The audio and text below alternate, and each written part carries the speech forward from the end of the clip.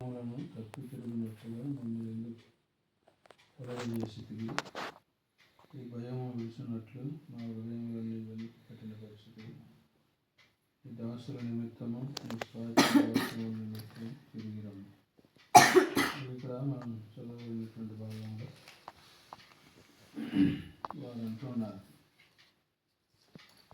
నీవే ఈ మార్గం నుంచి మమ్మలను తొలగించితివి, నీవే మా హృదయములను కఠిన పరిస్థితివి అని చెప్పి దేవుని మీదనే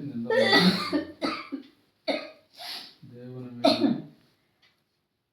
మరి దేవుని నిందిస్తున్నారు.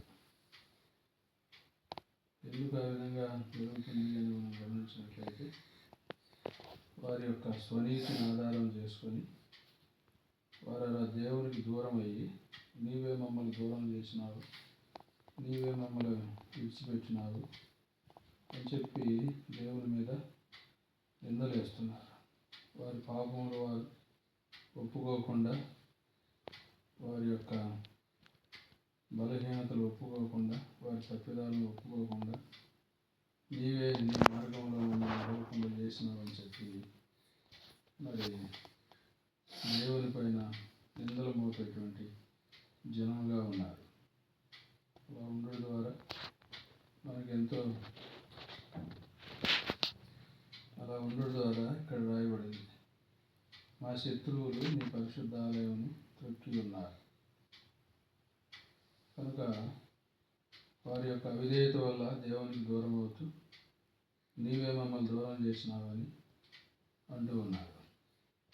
అలా దేవుని నిందించడం, దూషించడం అది విశ్వాసికి ఎంత మాత్రం తగినటువంటిది కాదు అని మనం గ్రహించాలి.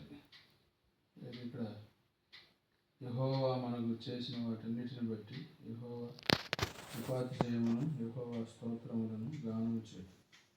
కనుక దేవుడు మనకు చేసినటువంటి ఉపకారములన్నిటిని, మేలులను బట్టి ఆయనకు కృతజ్ఞతాస్తుతులు చెల్లించేటువంటి మనసు కలిగి ఉండాలి. కానీ దేవుణ్ణి నిందించి మరి దేవునికి ఆయన యొక్క గాయాలను రేపుతూ దుఃఖం కలిగించేవారిగా ఉండకూడదు.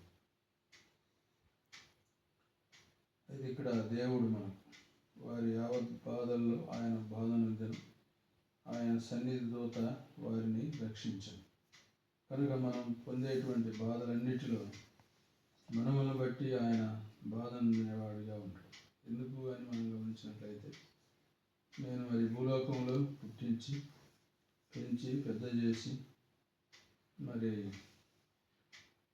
నా స్వరక్తం ఇచ్చి నేను కొన్నాను కనుక నా బిడ్డలు బాధపడకూడదు అని ఆయన బాధనందాడు. అందుకే నీ భారం యెహోవా మీద మోపుము, ఆయన నిన్ను ఆదుకొనును అని రాయబడుతూ వచ్చింది. కనుక మనం ఏ విషయంలో బాధపడకూడదు, కానీ మన యొక్క బాధ అంతా దేవునికి అప్పగించాలి.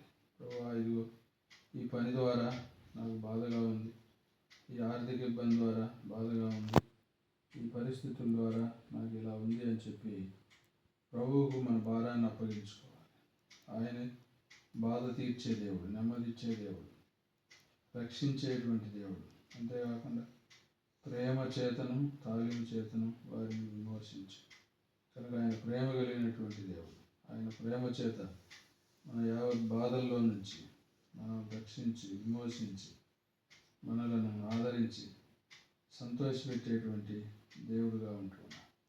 కనుక అటు దేవుని యందు మనం సంపూర్ణ భయభక్తులు కలిగి ఆయనకి ఇష్టకరంగా జీవించేవారిగా ఉండాలి. దేవుడు తన వాక్యాన్ని